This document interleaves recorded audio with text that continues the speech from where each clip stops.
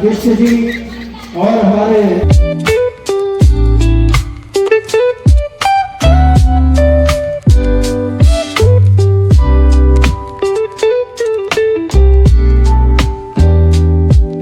Good evening. कैसे आप सब लोग? आई होप आप सब अच्छे होंगे।